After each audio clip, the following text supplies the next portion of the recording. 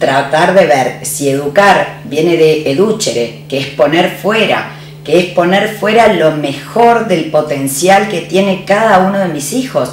Eso va a ser diferente según cada uno de mis hijos, pero yo tengo que ir descubriendo en sus dimensiones bio, psico, sociales y espirituales cuál es el máximo de potencial que este hijo puede llegar a dar.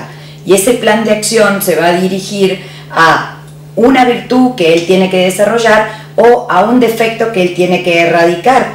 Y va a ser un plan concreto de actividades o reforzamientos o diferentes cosas que se nos ocurran durante un lapso de tiempo que ayuden en esa línea de erradicar ese defecto o de adquirir esa virtud.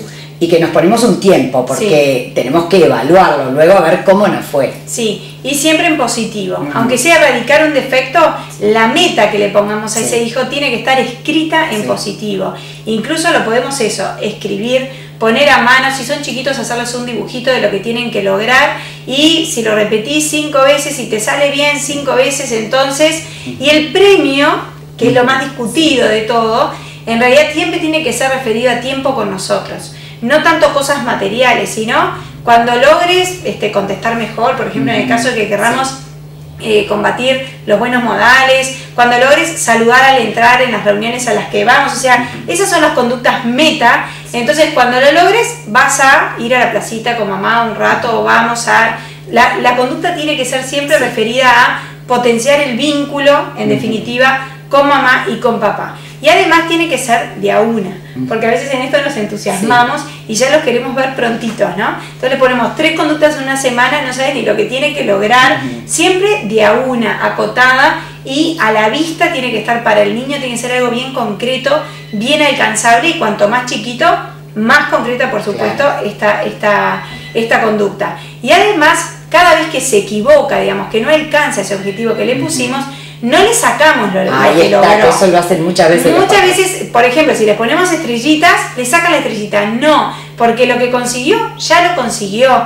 Simple, y tampoco le decimos, ¿ves? Así no vas a llegar a... No le hablamos, se equivocó, pasamos la página, y acordate que cuando llegues a 5, usamos el pico rayado, va a pasar tal cosa, vas a ir conmigo a la placita. Pero no le sacamos lo que ya logró, porque a veces hacen ese error, ¿no? Sí. A mis hijos les gustaba mucho dibujar un trencito, y entonces en los vagones iban poniendo dibujados un caramelito o alguna cosa por cada vez que lograban esa conducta que habíamos ido viendo, y de golpe eran, cuando juntes 10 caramelos, vamos a ir a tomar el helado, vamos a salir a dar la vuelta. Buscábamos diferentes cosas que les divirtiera hacer especialmente algo diferente, y que de golpe en la vuelta comprábamos aquel cuentito que quería leer o aquellos pegotines, pero que, como dice Marianela, tenía que ver con el vínculo. Sin duda. Esto del reforzamiento a través de estrellitas o de pegotines, que ellos lo ven, esto en los niños chicos les estimula muchísimo, están súper pendientes de hoy lo logré y que esto es bueno para mí y es bueno por esto, esto y esto, ¿verdad? Hasta es bueno irme a bañar porque tengo rico olor, pequeñas cositas, o respondo cuando mamá me dice y no me retraso. Es muy dinámico esto de la educación, pero tener como este dinamismo a ellos los va entrenando en esta superación personal. Algunos papás tienen miedo de que cuando les ponemos estos premios, después los chicos se muevan solo por el premio. O sea, los motive, pero que tienen que tener un premio para hacer las cosas, no. O sea, estamos instalando una conducta o erradicando un defecto. Entonces, no pasa nada porque después la conducta queda instalada. Durante las primeras semanas lo mueve el pegotín, lo mueve la carita feliz o la estrellita, pero después ya le agarran el gustito. O sea, el reforzador de la conducta positiva es tan fuerte que ayuda a instalar esa conducta. Y pensemos, por ejemplo, cuando estamos sacando pañales, ¿no? O sea, naturalmente los estamos estimulando, llamamos al hermanito más grande que venga a festejarle, le pusimos un pegotín cada vez que logró ir solito al baño, hacer adentro, o sea, siempre lo estamos estimulando. Y sin embargo, cuando tienen 4 años ya no precisan el pegotín, lo hacemos de manera natural. Con otras conductas lo hacemos de manera artificial a través del plan de acción, pero no es que vayan a quedar enganchados, no hay que tener miedo a esto del premio, porque no lo quedan. Una cosa graciosa que pasó en casa es que las primeras veces que pusimos este plan de acción les encantó. Y algunos agarraron más que el trencito en casa, era todo el cielo, ¿no? Había galaxias, iban juntando, digamos, todas cosas que aparecían en el cielo. Pero la primera vez que finalmente había como 4 ya que hacían el plan de acción, el más grande me encaró y me dijo, ¿y tú? ¿Qué meta tenés? Qué bueno. Porque realmente cómo ellos empiezan a percibir que es el ambiente familiar. O sea, nosotros nos mejoramos, vos también, ¿no? Y ahí empecé a tener metas yo también. Qué bueno, buenísimo. Semana a semana y las íbamos cambiando. Qué lindo, qué lindo. Y volviendo a esto de las herramientas de nuestro maletín de papás, una linda herramienta es el cumplimiento de encargos. Una herramienta que muchas veces nos cuesta, pero que ayuda tanto, que en estas reuniones que tenemos a solas, papá y mamá, vayamos pensando, a ver qué encargo le puedo dar a fulano, cuál a sultano, cuál a mengano, y anotarlos y ver, bueno, a ver, tú vas a llevar la basura al contenedor de la esquina, tú vas a juntar los DVDs de noche, tú te vas a dedicar a bajar las persianas, tú entras la leña cuando es invierno, tú le limpias la jaula a la mascota.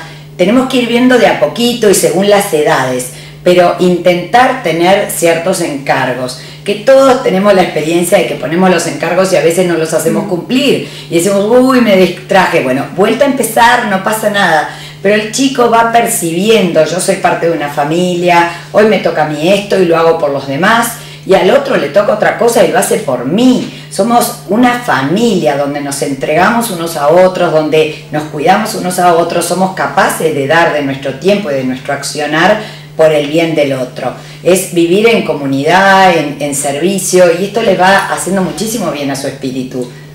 Los encargos es bien importante para el tema de educar en la responsabilidad, porque obviamente cuando yo no saco la basura, quedo sin sacar. Y los chicos también es como la forma concreta de ver que lo que hacen es importante y que si no lo cumplen tiene consecuencias también para los demás. Además de fomentarles algo re lindo, que es eso que decía del espíritu de familia, que es el sentido de pertenencia. Nosotros pensemos cuando, por ejemplo, algún amigo nos invita a la casa, ahora de adultos, ¿no? En general, cuando recibimos amigos, los recibimos en el living o en el estar. Pero si caemos en una casa que ya nos hacen pasar a la cocina y que nos dicen, vení, ayúdame que terminamos y... Entonces ahí hay algo más, eso es el sentido de pertenencia. Si hay intimidad, si hay más afinidad y sobre todo más intimidad, nos hacen participar de lo que es la preparación de una mini reunión que puede ser entre amigos. En casa pasa lo mismo, como tú sos parte de esta familia y nos importa que lo seas, entonces te damos un encargo. Los chicos si aprenden esto desde bien chiquito, además se siente que pertenecen de manera más positiva en la familia y así lo empiezan a vivir también de más grandes. Y en esto de la intimidad que Marianela dice, podemos retomar otra herramienta del maletín de padres, que es el diálogo familiar y sobre todo el diálogo íntimo y personal con cada uno de nuestros hijos. Cosa que a los papás, sobre todo cuando tenemos varios chicos, nos cuesta el estar pendiente. Bueno, ¿hace cuánto que no tengo una charlita, pero personal, con este hijo o el otro hijo? Porque sin querer a veces como que vamos al malón, al conjunto. Y es importante generar espacios de intimidad, donde paulatinamente, a medida que van creciendo, yo le voy a ir abriendo mi corazón también, haciéndole conocer cosas de mi vida, tratando de ir favoreciendo que él se anime a contar un poquito de esos mundos de fantasía y de aventura o de drama, como puede ser una pequeña experiencia que le pasó en el colegio, pero que tenemos que buscar esas ocasiones de intimidad, donde corazón a corazón se van encontrando, porque muchas veces encontramos que los papás en la adolescencia se acuerdan de que querían ser amigos de sus hijos, pero cuando eran niños estos diálogos que nos parecen como que con poco contenido o de poca importancia, no los valoramos, no los generamos. Y después queremos cosechar intimidad y amistad con un adolescente que ya no quiere hablar con nosotros.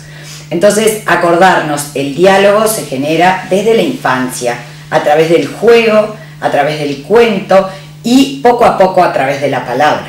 Y hay que aprovechar ocasiones que ya las tengamos. Hay algunas que están dadas, hay otras que las tendremos que buscar, generar y crear para los diferentes hijos. Pero pensemos, por ejemplo, en la vuelta del cole, ¿no? Que a veces los podemos pasar a buscar y el auto realmente es el mejor consultorio y confesionario, porque además incluso cuando no los traemos solos, sino que vienen con amigos, quizás los nuestros no nos larguen tanto y nos enteramos de cosas por los demás. Tampoco hay que buscar información, pero naturalmente se da así. Y si los tenemos a solas, ni que hablar, que cuentan mucho cuando en esos trayectos de autos. Otros momentos son la ida a acostarse. La ida a acostarse cuando son muy chiquitos, sin duda. Ahí cuando son chiquitos, en la hora del baño es divino, pero cuando son más grandecitos y, por ejemplo, ya dejamos de hacerles el cuento o rezamos juntos, o es un rato de charlar.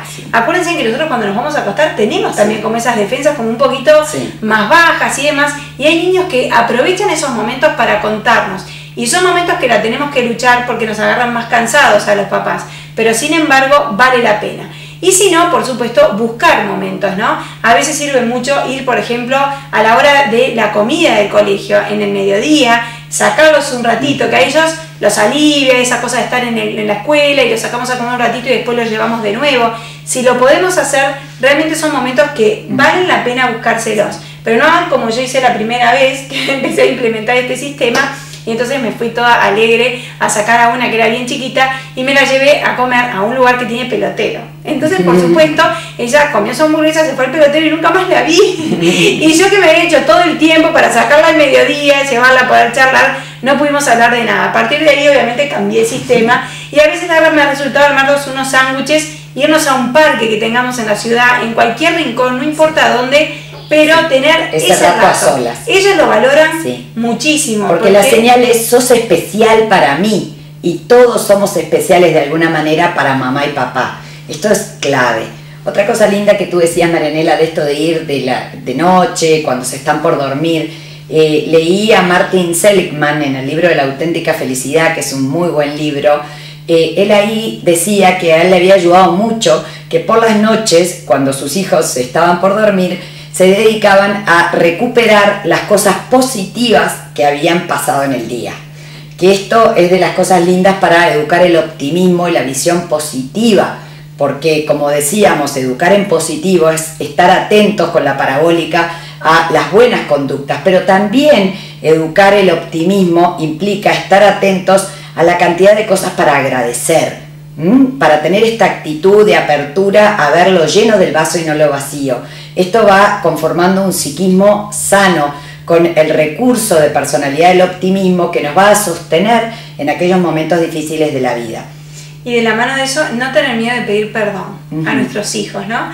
Mucho se ha hablado, hay papás que tienen miedo de perder autoridad con esta actitud, pero en realidad cuando nosotros metemos la pata como papás, vale la pena pedir perdón a nuestros hijos, no implorarles, simplemente, mira, yo me quedé pensando que hoy te hablé horrible cuando te dije tal cosa, o que se me fue la mano con esto, y ahí se acabó nuestro pedido de perdón. Pero en realidad les estamos modelando que, primero, que si metemos la pata la podemos sacar, y además pedir perdón es una cosa buena en la vida, y los papás no somos un modelo inalcanzable. Tenemos que ser bastante accesibles para ellos, para que puedan copiar las buenas cosas nuestras, que alguna tenemos. Pero entonces eso, pedir perdón forma parte también de una comunicación más sana con ellos. Y por otro lado, una cosa que nos quedó colgada, el tema de los valores, que hoy en día es muy frecuente de verlo, no darles todo lo que podemos darle, ¿no?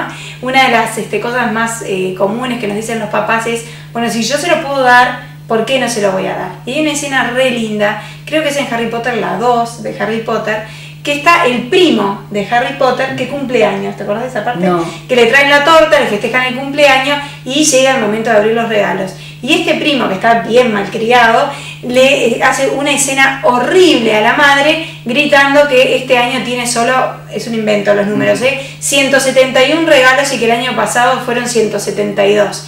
Primero que este niño, como le daban todo, contaba, ¿no? Llevaba cuentas de... Y también pensar, ¿no? Que eso de que tú decías hoy, de la tolerancia a la frustración, qué importante es desarrollarla, y tener todo no ayuda, obviamente, a eso, sino que satura a los niños y obviamente les dificulta lo que es valorar lo que tengo en casa, lo que me dan en casa. Entonces tener cuidado, porque a veces malinterpretamos eso como cariño y en realidad es una sobreprotección de la que no buscamos para nuestros hijos. Bueno, muy bien, me parece que han salido un montón de ideas para este maletín de herramientas de papás, así que estaríamos por hoy.